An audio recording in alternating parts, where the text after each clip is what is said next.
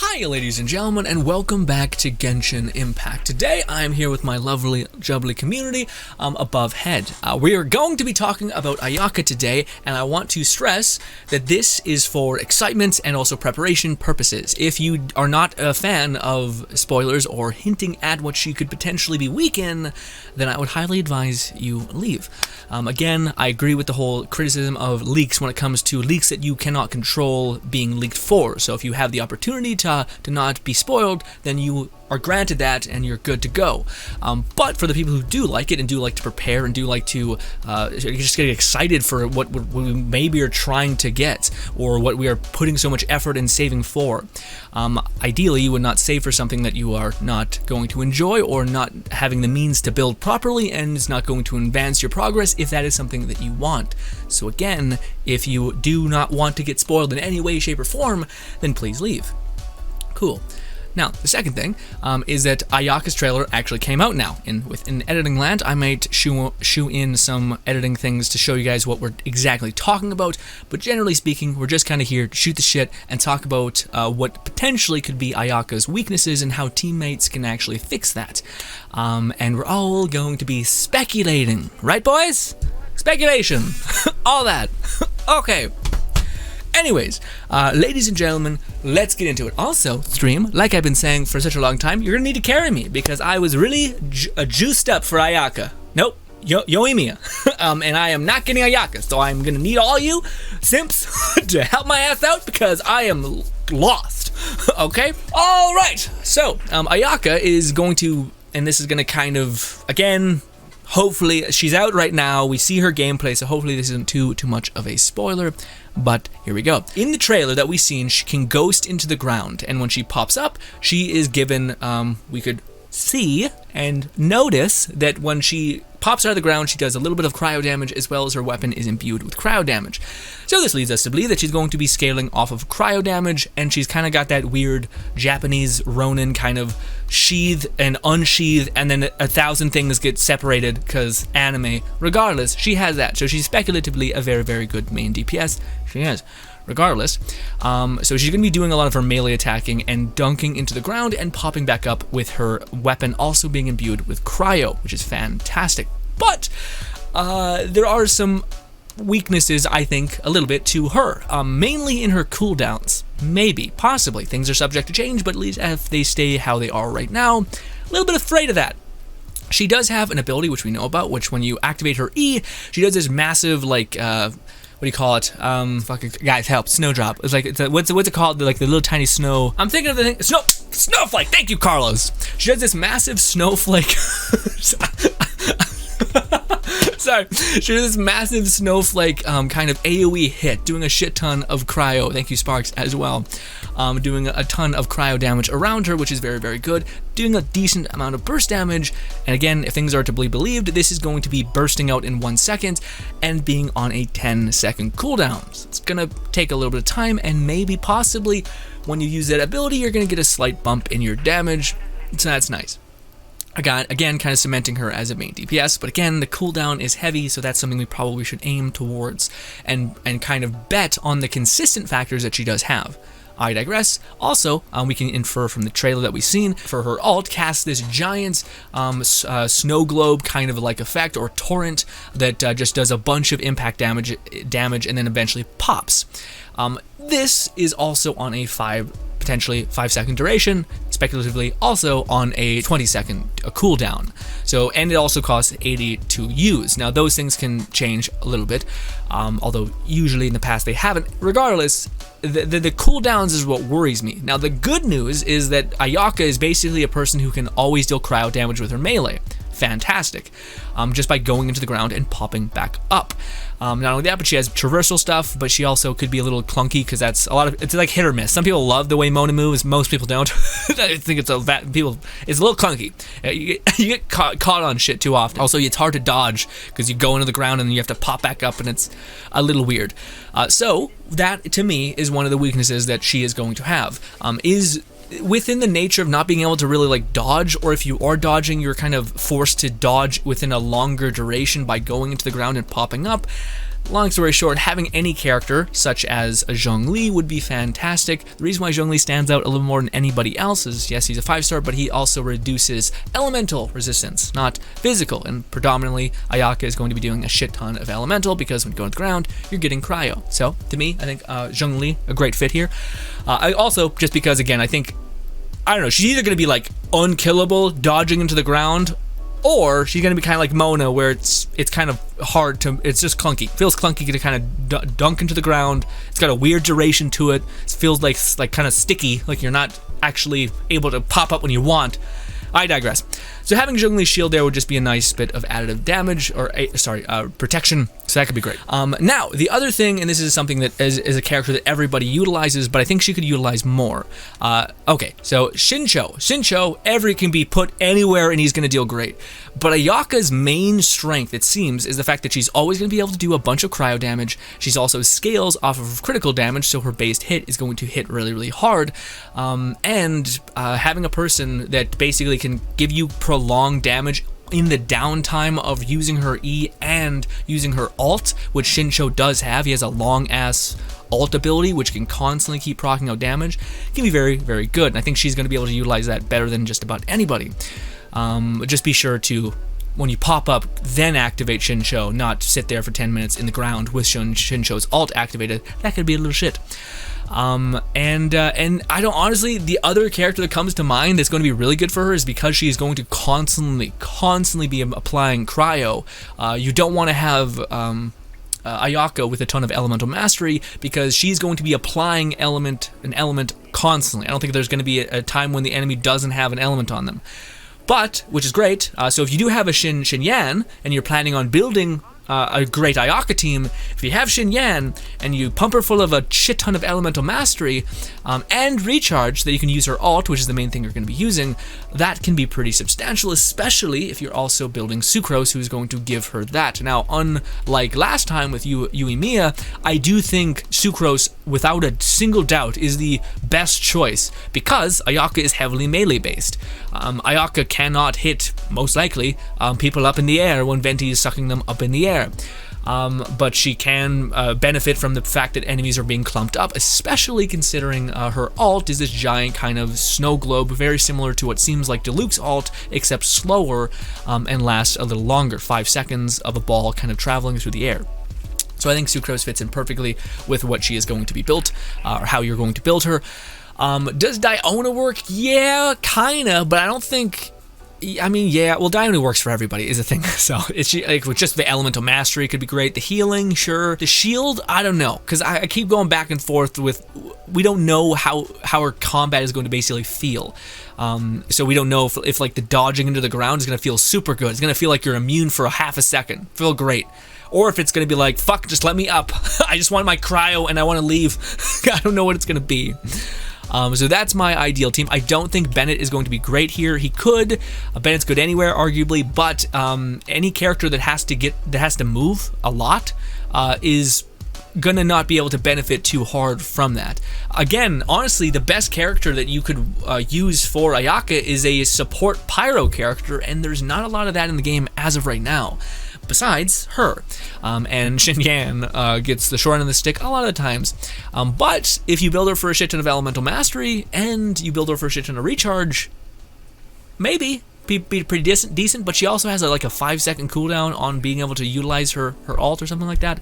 So it's a little less good, but again, if there's any character that I think is perfect for Ayaka, it's any fire support that can constantly apply the fire element, because she's going to be constantly, even more than any other character, going to apply the cryo element. And it's the element that detonates that is going to be the thing that activates the elemental mastery trigger. So if you build her for that, who knows what'll happen. That's what I got. So right now my team, I guess, forgive me, I'm not as 100% sure on my shit this time around, but hopefully my chat can help me and we can brainstorm and find out the holes within my team and all that. Sounds a little weird, but I digress. So we got Ayaka, bang. We also are going to throw in Xinyan, because she's going to be great, and if I were to build her specifically for Ayaka, I would go Elemental Mastery and Recharge, bang. Okay, now we have melts and just melt happening, I guess, yeah, because she's constantly applying cryo. Second character would be Sucrose, because Sucrose can give her Elemental Mastery Melt buff to everyone on her team, including Xinyan, which could be fantastic. On the off chance that Ayaka actually hits and melts with her thing, that could be great, as well as Sucrose just does great CC and all of that stuff. Also can kind of be a battery depending on how you build her. Anyways, that's going to be great. Anything else really is good. We could use a healer because we're inevitably going to take damage, so it could be like a Diona. Diona probably fits in a little bit better than Zhongli, because you're only getting 20% elemental damage decrease, but also you're getting like a crazy good shield. It's hard to say, because you want some healing is the thing. It's the little fucky thing. Anyways, if you have Diona, if you have Zhongli, that'd be great. Yeah, again, honestly, we just need a better support DPS. Everyone who's a DPS everyone who's a fire character is a DPS, with exception to 2, and they're not the DPS that we want that can constantly output fire. Don't even look at Amber. All right, stop it. Anyways, ladies and gentlemen, my chat, take care of me, because that's the best I got. That's me trying to patch her weaknesses, which, by the way, if I'm not clear about what I think Ayaka's weakness is going to be the fact that she has pretty hefty cooldowns. Now, yes, a lot of her damage is coming from her basic attack, but still, just not being able to unleash a great deal of damage from your ult, which her ult scales really, really well. But the fact that it's on like just so much cooldown, it happens. It's 5 seconds of damage, but then it's going to go away for I think 20 seconds. That's a lot, especially considering most things come in waves in this game, and the fact that you're going to have so much downtime, you need people to take care of you in that downtime. Oh, in fact, yeah, I probably would take away.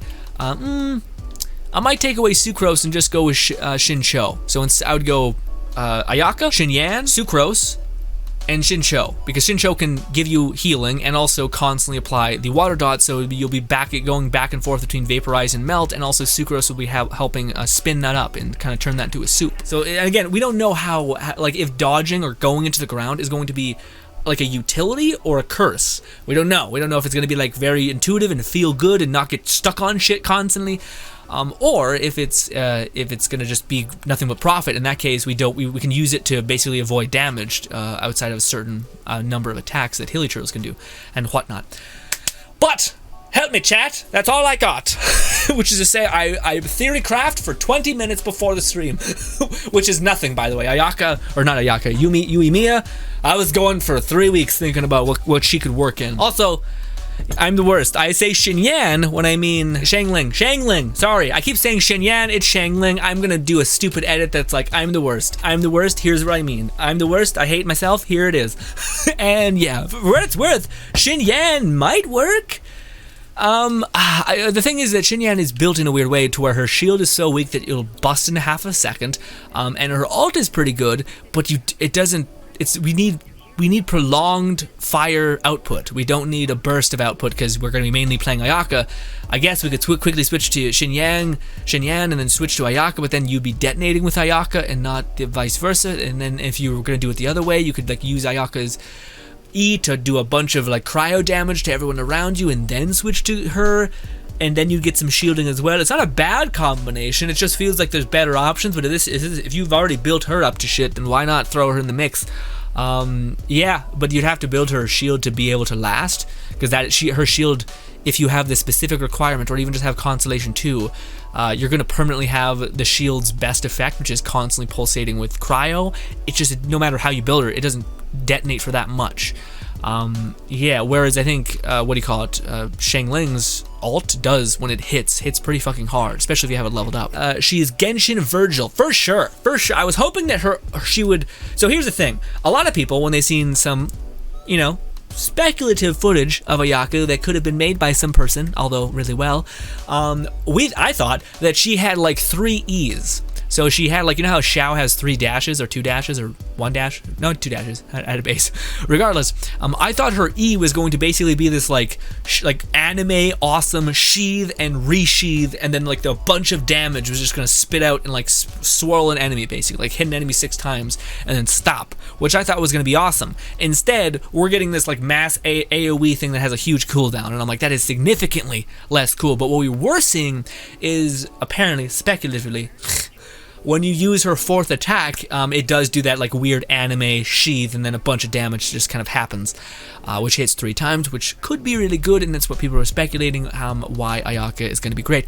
Side thing I didn't mention, which is quite relevant, Ayaka becomes kind of like idiot-proof and also just like stupid good. That's what I mean. Like, you could argue that maybe you need to have certain characters and make up for her downtime, but if you have max consolation, as it tends to be with 5 stars, they just become hard to fuck up and just entirely different kind of horrific animals in their own right. So take that with what you want. This video specifically is being made for not 0.1% of the Genshin community, which is the whale community who is going to C6 her, who again is going to be hard to fuck up her at C6, for people who are just, again, wishing on a banner, hoping to get one character that they can look at for a long time and not hate.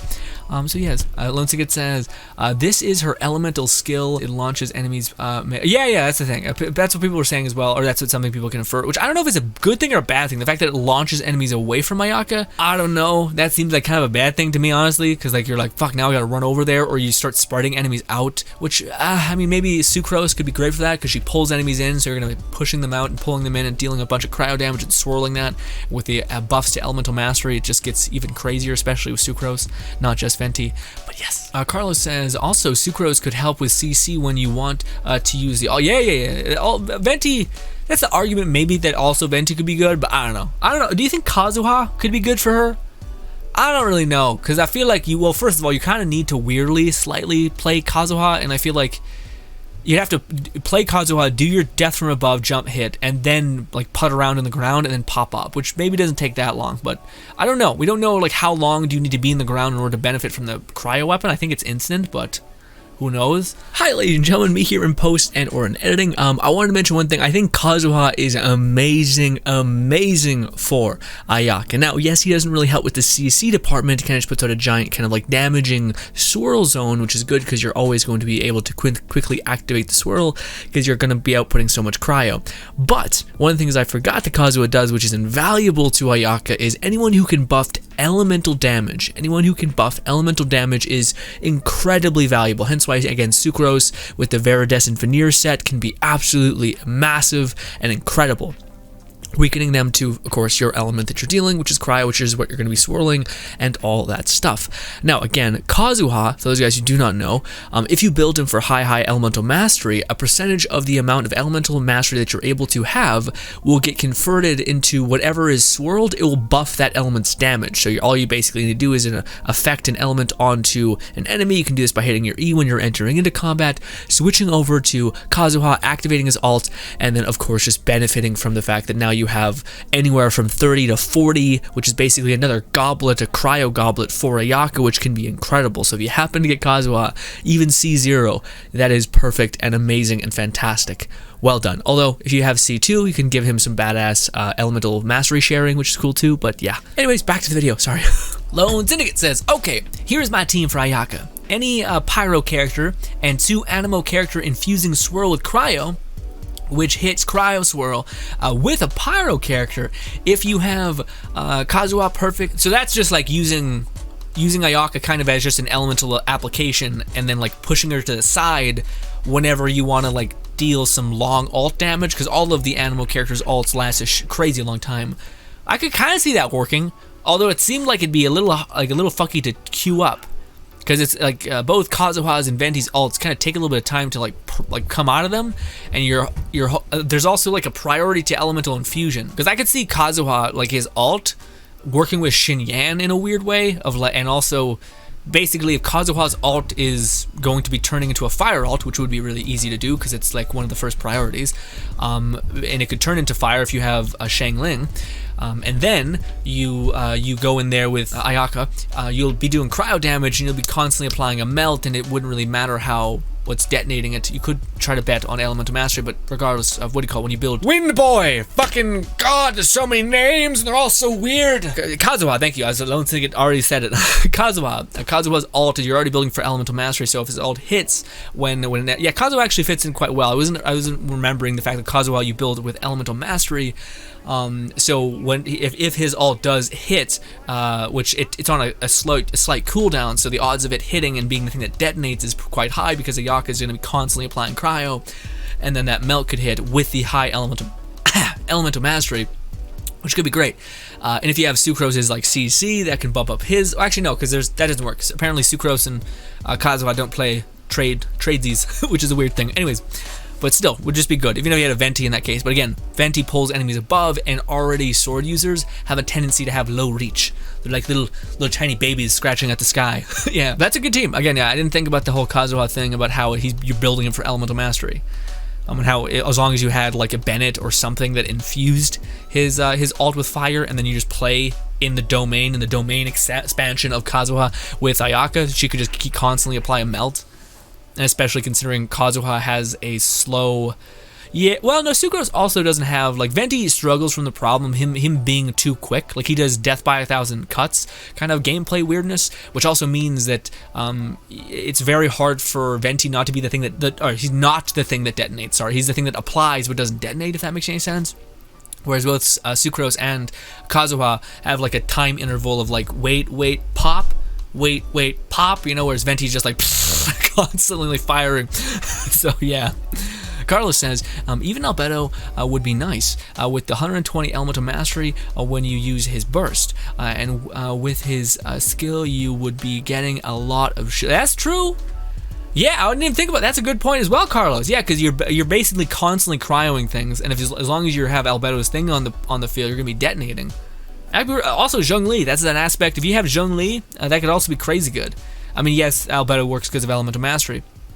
But yeah, just anything that can apply the Geo element, and then Ayaka is just going to constantly be making the trade for crystals, can give her a stupid amount of survivability. Even if you just use Albedo. Yeah, like Albedo really works. Although, again, Albedo, I don't know. I've not seen Albedo, like, be like a Sucrose. You know what I mean? Like, there's sports, and Albedo is in this weird category. It's good, but it's kind of also, when you see, like, when you see now, Sucrose or a Venti, things are just kind of scaled in their favor in a stupid way, whereas Albedo's like, well, shit, I was already kind of okay as a support, but now it's kind of fucky.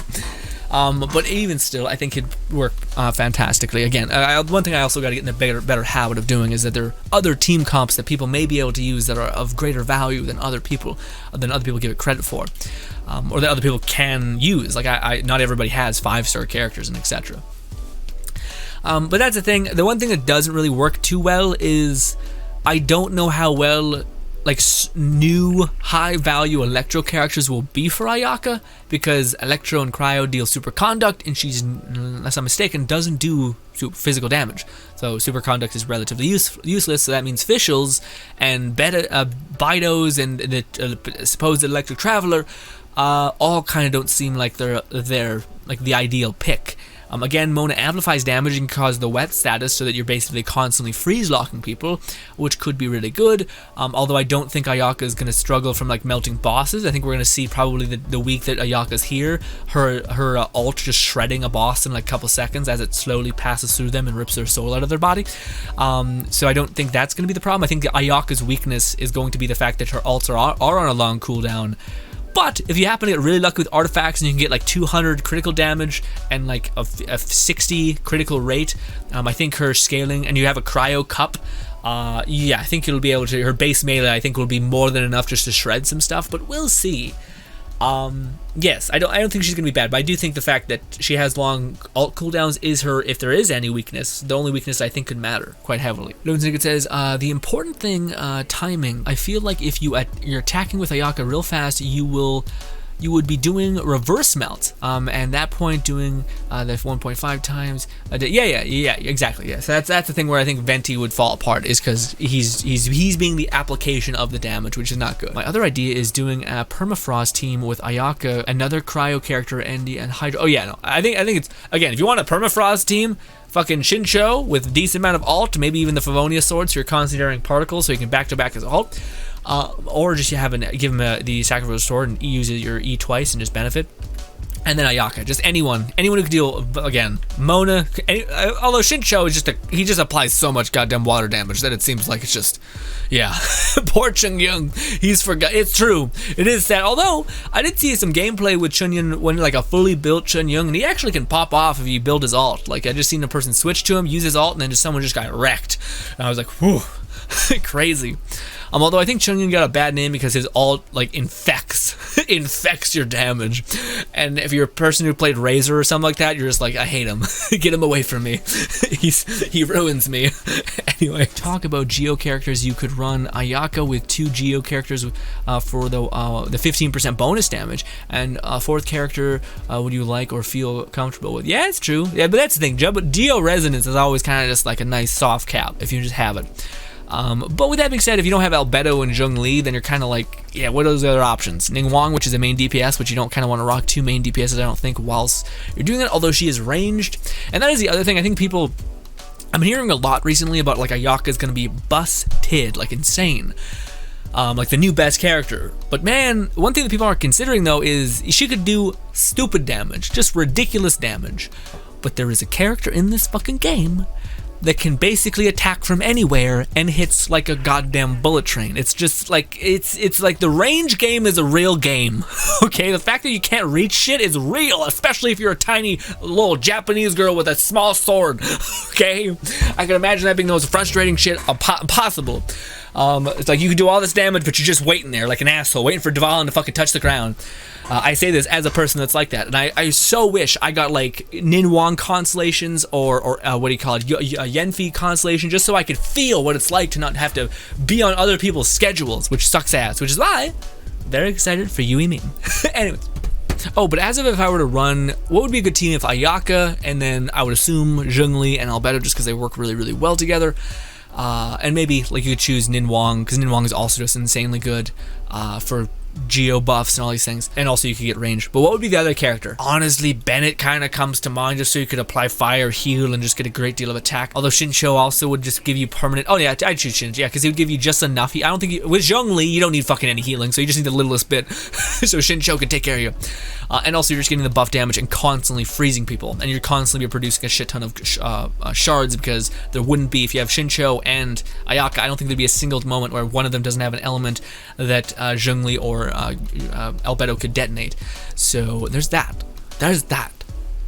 So I'd probably go Shincho if I was doing the double Geo Resonance. Also, that would you'd have like functionally 0 downtime on Albedo's hits, because you'd just be hitting an enemy 60 times in 1 second. So that'd be pretty great.